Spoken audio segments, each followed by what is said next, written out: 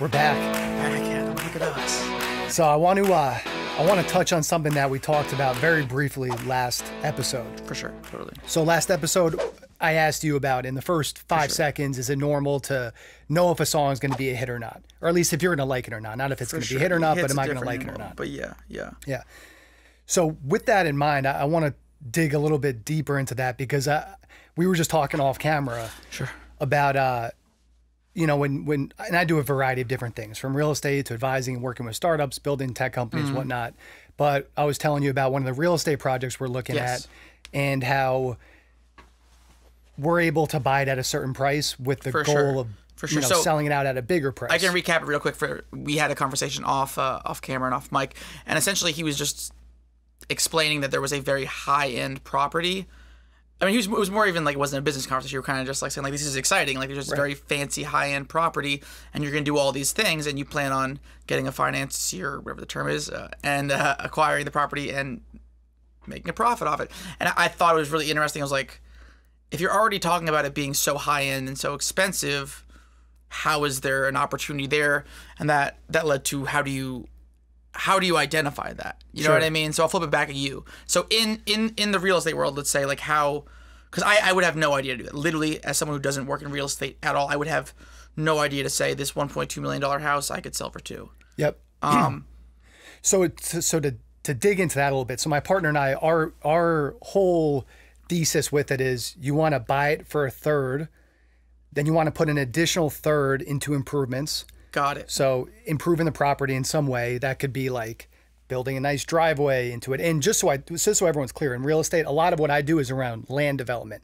So not always is there a house on the property. A lot of times it's just like vacant land, like woods that you would normally see. So I'm going to stop you for a quick second. There is, in music, we call it A&R, which is artist and repertoire. There is, you for example, you sign an artist who's a great singer, and then the A&R team or the management team applies artist development, which is essentially like pairing you with the right producer and the right songwriter and getting the right vocal coach and developing you. So there's a component of that. I am now on camera and on mic just understanding this. Okay. Perfect. Yeah. So that extra third goes into like everything from basically beautifying it, making improvements like what you just talked about just in the real estate world.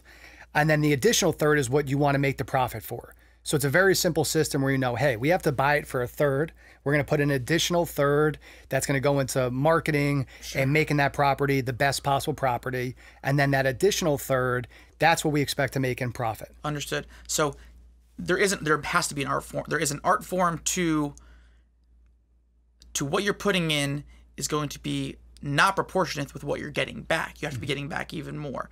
What is the key to that? How do you describe that? Because I'm having a hard time understanding that. It's like, if I put down $100,000 and I'm creating $100,000 more value, shouldn't I get $100,000 back? And you're saying, no, you should get 200 back.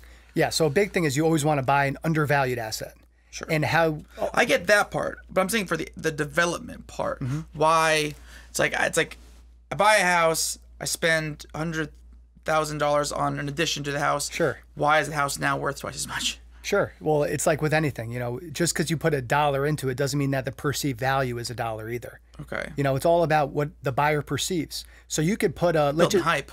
Exactly. Let's say you build this gorgeous 10-acre pond on this property. So you buy this property, it already has a house on it, and you build this beautiful pond with this great garden around it, and you build this really nice driveway and this trail that walks you around this pond, and you have all these you throw a bunch of interesting fish in this pond. Sure. Like you really do it up. You make it look beautiful. 1 sec? Please. So I think the value is almost in, which is what it should be, apples to apples. The value is in you having the vision. You know what I mean? The value is more in the untangible. The value is not in the rocks and the water and the koi pond.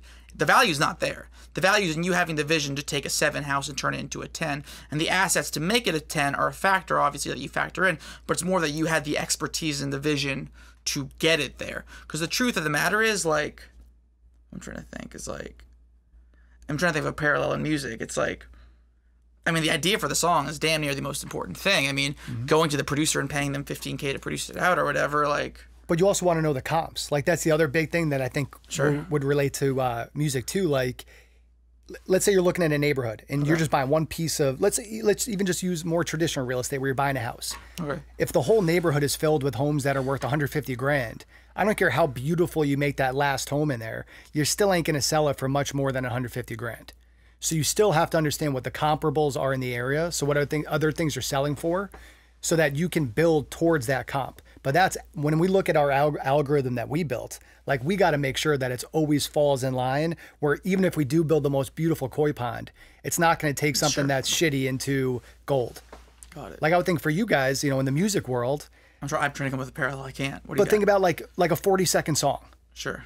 Like you might have there might be a few Grand Slam 40-second songs that have made tons and tons of money. There aren't any. Right, there's none. So like you can spend as much time, energy making the most insane 40-second song, but it still is never going to be, you know, Tiny Dancer. Yes, of course. It's a good point. It's a good point. Okay, so you were saying you have a computer system. This is like actual like spreadsheet numerics. Does that more have to do with like I'm like the Warren Buffett checklist of 10 things? Does that have more to do with that, or is it literally lumber prices, or what is it? Is it more have to do with essentially more? Does it have more to do with like meeting prerequisites and standards, or does it more have to do with like finite numbers? Yeah, so a mixture of both. It's all like prerequisites. Like it's basically a checklist that we go through. Sure. And then based on that checklist, it spits out a number for what we think we can make an offer for this property. And as long as we fall within a certain range, we'll have a conversation with them. And we know, hey, they're asking 18 mil, but we have to buy this for 12 mil if we want to even be in the game. If we want to be in the game. So if we're talking to them and they don't want to budge at all, we're not going to do it. But if they're willing to go down to 12 mil or 13 mil, great. Or if they're willing to finance it in a different way, which is probably a deeper part of this conversation, we could maybe do more, but we have to be a little more strategic in how we get the money. My question is, why don't these people ever just partner with you and then split the profit? Which sometimes they could, like that's owner financing. Yes. So sometimes they'll say, hey, we'll do owner financing, or hey, just sell the property and anything you sell for above a certain threshold, that's yours. So those are always great for us. It's a good gig. Yeah, well, it's a great gig. It's a great gig for both. No risk. Right. There's no risk for us. Yes. And for them, it's the downside for them is they don't get the cash right away. Like a lot of people when they're selling, they want the cash today. Yeah. Or as quick to today as they can. But for us, we love it because we don't have to get someone to give us $12 million, which is going to make us give up 60 or 30 or 80 or 20%, whatever the percent is. We have to give that up. Where if they're going to finance it, then it's like all we need to get is the marketing dollars, which you could do in a strategic way too. Of course. So that's always, we always look for deals like that too. That's part of the checklist is owner financing available. On that, and then you build up and just flip it. Yeah, just build like a lot of capital within the company that you keep for just funding these things. Right. And then you just cake in. I like that. Yeah, I mean, it's like, you know, we were talking also, we went from real estate to just talking about some of the startups that I look at or talk to or small businesses. And for you, when you listen to a song or meet a new artist, sure, you know, how quickly do you know, and how do you know, sure, if they're going to be high quality or if they just don't have it? So regarding a song, as someone who works in music, I am beyond unqualified to do that. That's like by far not my forte. I can't call a hit record if my life depends on it. Interesting. So like when you hear a song, you have no idea. I have no idea. You know if you like it, obviously, but you don't know if I like the it, mainstream will like it. Doesn't mean anything. Like I love pop music. I love music that no one listens to, you know? Right. So I'm definitely not qualified to answer that, but there are people that like the Clive Davises of the world that know the song and give it to the right artist, then it's the biggest thing on earth. So I'm not qualified to even answer that. I'm sure there are people that we can bring in hopefully that can answer that question for you. We should get that. Yeah, actually know some people off mine that are good at that sort of thing. For me, I think I'm definitely better at identifying like talent in the sense like an artist that hasn't done hundreds of millions of streams but could, you know what I mean? And like identifying like what they're missing. But I think that has a lot to do with like the Warren Buffett checklist, where it's like for me, and that's a hard question because the number one question is like, do they make good music? And the answer can be no. You know what I mean? Sure. The answer can be no, but it's like they have to be close to making good music. You know what I mean? Like I would rather see an artist make a 7 song, like a 7 out of 10, a 7 every other week. If they can do that, they're onto something. You know what I mean? Because of the consistency? Consistency. Or what? I think an artist who has consistency is much more valuable. You know what I mean? So let me ask you this then. Do you, because I know this when I talk to startups, Yeah. and sometimes I feel like I could be a little harsh because I know about how much of a pup I was, and like, You just wanna give it to you them look back straight and I'm up. like, I was such a fucking pup. Like I knew Sure. nothing and didn't realize how I didn't know nothing. But like, so when I talk to a startup, there's certain questions that they'll ask or certain comments that they'll make where I'm not going to tell them unless I need to for whatever reason. But I know in the back of my head, I'm like, you're a pup. You're not ready. Not that you can't do in the future, but right now you just ain't ready. Got it. Just like I wasn't. But do you ever have that where you talk to a new artist and just the way they're talking or the questions they're asking? Oh, like 100% of the time. What would you say is like I'm a big usually disqualifier? What? What would you say are some certain disqualifiers that they might say or do where you're like, nah, you ain't ready? Doesn't mean you can't ever do it, but you just ain't ready right now. Lack of open-mindedness. You know what I mean? I think being a new artist means knowing that you don't know what you're doing, but work ethic is by far the most important thing. They're going to work ethic means solving problems. Everything in life is solving problems. Like, your job is to get the job done. If the job getting done is getting 100 million streams on your album, figure it out. I don't know. So it's like, lack of work ethic is an absolute ruler out, but more so that like someone thinks they know what they're doing, and 10% chance maybe they are right, but the odds are they're probably not, you know? But then on that though, at least, you know, you look in the music industry and at least from what I'm not inside of it. Sure. So like, I can't say this for certain, Sure. but I feel like all those big artists that we all know about, like, isn't there a bit of like cockiness or overconfidence, which you almost need to make it in that world? I mean, like Kanye West will be like insanely arrogant when he was literally a nobody, but he also could play you Jesus Walks. You know what I mean? Right. Actually, the fun fact is when he played Everyone Jesus Walks, everyone shat on it. So interesting. So I don't know. I mean, there's a difference between being like cocky and confident and being like reasonable. Does that make sense? Sure. Like, I definitely want someone to be confident. Like, an artist has to be confident. If they're not confident, they're fucked. Well, dig into the reasonableness. Reasonable meaning like when shit doesn't practicality, or what do you mean? Practical, when like shit doesn't go your way, because it's not gonna go your way 90% of the time. Like, that you know how to deal with it, and that you're gonna roll with the punches, and that you're gonna have thick skin, and you're not gonna buckle under pressure and cry like a little girl. Like, right. So, does that make sense?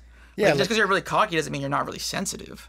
So you kind of got to be like, it all comes down to logic. It's like, you are a fighter, so you are confident, but you also realize you got to train like a motherfucker. Right. And you also got to realize respecting the game, respecting the opponent. the game, exactly. Like, understanding that you're gonna get knocked down. Right. You know what I mean? And a lot of things like that. I think a hard one is like when the music isn't good enough and they think the music's good enough. Right. And that's like a immediate outlier. So you have to be like, I don't think the music's good enough, but I think it can be. And I think if we all work together, like if I were to work with an artist, my job is to make the music better. I work on the music. I'm not great at visuals or marketing. I'm not great at any of those things. I'm great at music. I'm not great at music. I'm okay at music. But I work on music, you know? Right. And if they can't handle that, or like even that, like there's room for improvement, you know? When you're saying that, it's making me think of Kobe. And, you know, Kobe, people could say he's cocky or overconfident or any of that stuff. Sure. But Kobe, he was able to be that confident, or he was able to have that edge because he put in the work.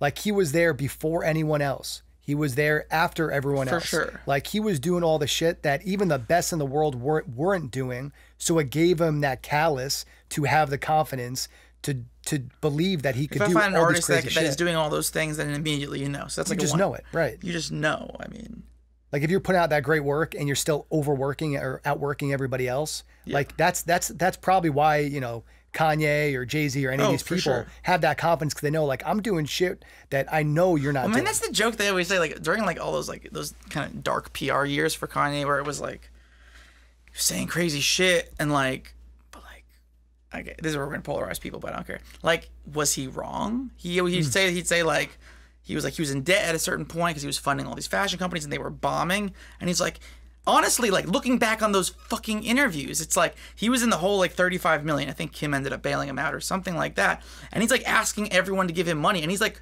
on TV and he's on radio and he sounds absolutely nuts. Well, his fashion brand is now worth $3 billion. If I had $30 million, I invested in him at that point in time, I'd be a rich motherfucker. Right. So was he wrong? Well, it's the crazy ones that no, do it. he Like, wasn't wrong. You know, you look at all these people, like the real world changers, they all are fucking nuts. and they're nuts for a reason. Yeah. Like they believe in this massive thing, but it's not. They're not just saying it. Like Kanye was saying that, but it was all backed by something. Oh, for sure. And when he talks about being the greatest artist on earth, I mean, that's obviously a subjective question. But in terms of the conversation of greatest artist on earth, yeah, there's no question about it. Like, I mean, in my opinion, he is. I mean, the Rolling Stones had Mick and Keith. Like, the Beatles had Paul and John and George and Ringo. Kanye was just Kanye. I love Kanye. He did it by himself. So Kanye, if you're shouting, you're on here. We've got your back. Totally. He was one of my. So I mean, you know this, but my dad worked in radio for a long time, and so he would always have these big concerts in New York City. You know, it's called Jingle Ball in Zootopia. Yeah. So it was one of his last Jingle Balls. He knew it was going to be his last time there because he was leaving the company. And we would always go to those big concerts. He would always take us backstage, have us meet a lot of great people. And this was the last year. I was feeling kind of sick, so I wasn't going to go to it. You got to go. And it was like right after Gold Digger came out, and that was my favorite song. Which is amazing. He was playing all those radio shows back then. He was everywhere. He was the best. And my dad knew that, and he was like, Adam, just please come to the show. Please come. So I was like, okay, fine. I went to the show. And he's like, Adam, come backstage with me. That's awesome. Went backstage. All of a sudden, Kanye comes out of nowhere. He's like, "Oh, little Rosen," gives me a hug. I was like, "Kanye, you dapped it up. You're the best." Kanye West. And the best part about it too. That was peak Adam. That was peak. Yeah. The best / worst part about it is this was back in the day where it's like everyone didn't have a phone, so it's like you take it on a digital camera or whatever it was. Have no idea where that picture is. No idea. No idea. But I'm gonna meet Kanye again. He's not going to remember it at all. He's not going to remember. But it doesn't matter. Kanye, I love you, Kanye. You'll always have a special place in my heart. I think back to the original topic. If you meet someone like Kanye, you don't ask questions. You just say, like, let's get to work. Yeah. No, I think it's actually people more with the opposite personalities. The people that are more insecure, that are more lazy, that are more unsure. To be honest, like, this is the thing. Like, I don't know. I don't want to talk shit on the musicians of the world. Most musicians, I don't know what they do all day. I literally have no idea what they do all day. So that's interesting. Walk me through what a day, just even a day. I know you do a lot of different shit, not just music, but walk me a day in the life of Skrizz. And then this is a totally different podcast, I feel like. I mean, it's just like... Well, let's tease it right now, and then we'll have another podcast we'll dig more into. I'm at the gym. I mean, it just depends. I mean, some nights I'm literally being flown to Iowa to play in someone's backyard and then go back. But I mean, for me, every day is about like 9 a.m. to like 10, 11. And it's the whole day. How much of it is spent on music, and like what parts of that music? It's always music. It's all music. I mean, there's a lot of phone calls going on, like a lot, but it's all music. What would you say if you were to break down like percentage of creative time versus percentage of like business time for music? Just speaking specifically for music. Is just me driving. Okay, so I think people don't know is how much I do like making music, and that means performing too. Like you were making music. Right. Most of my time is made making music. So which I think was interesting. I'm not creative? comparing myself to Elon Musk, but the Elon Musk explained that like he's this business genius. It's like, no, I'm like engineering all day. Right. You know what I mean? So it goes back to like music's the one thing I like. After this, I'm going to another studio in Edison, and I'm recording vocals all night. Interesting. So like my job is making music, and for me, like, you know, like making rock records is really time consuming. It's a lot of just really time consuming, and it's a really thorough process.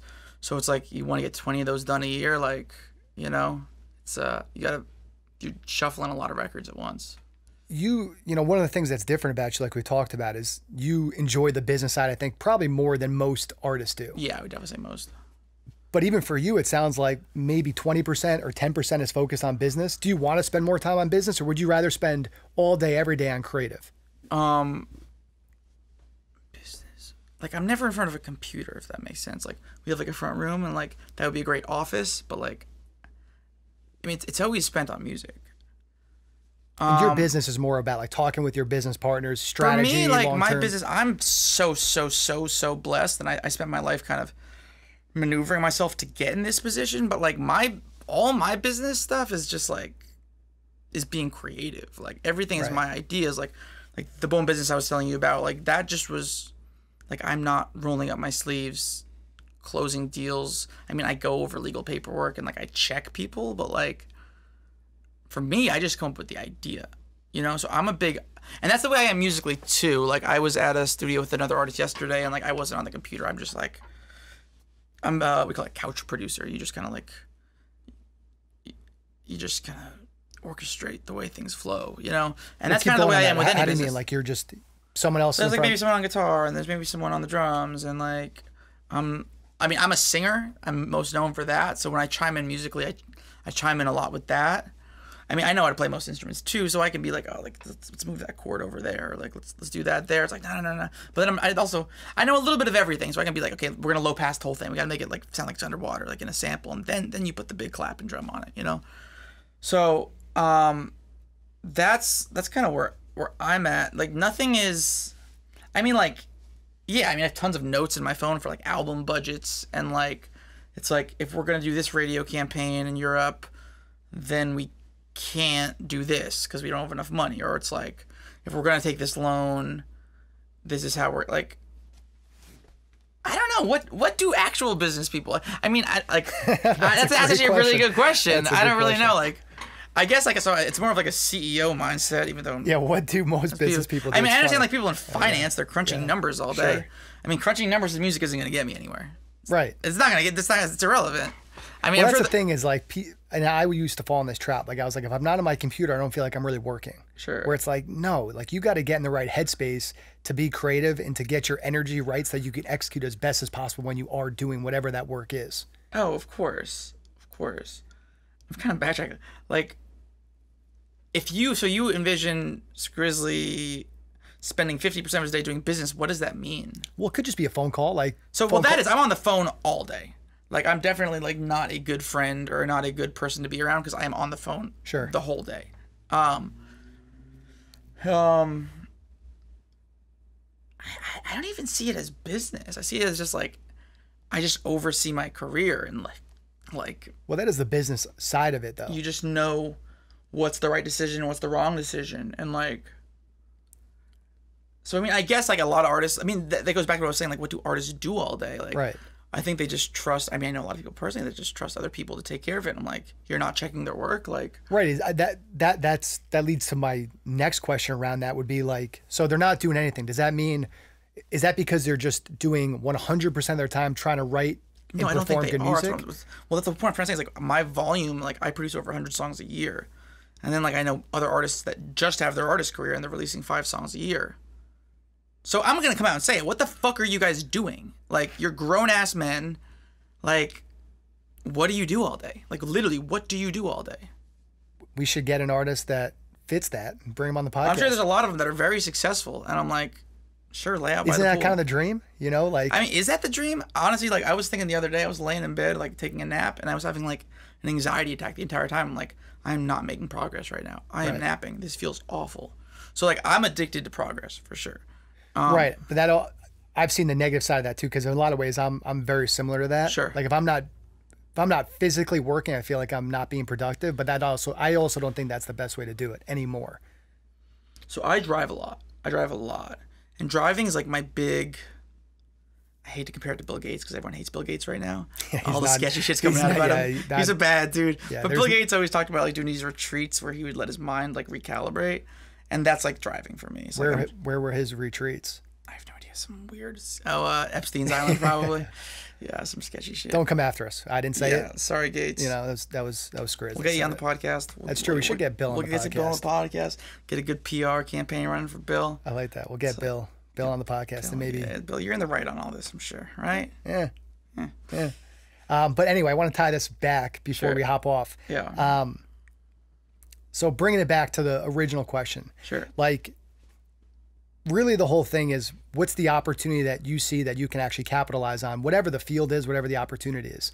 So for you, when you look at like, whatever for me, there's 2 angles I can see with an artist, I would say. Number 1, can I improve their music and can I improve their ability to be an artist?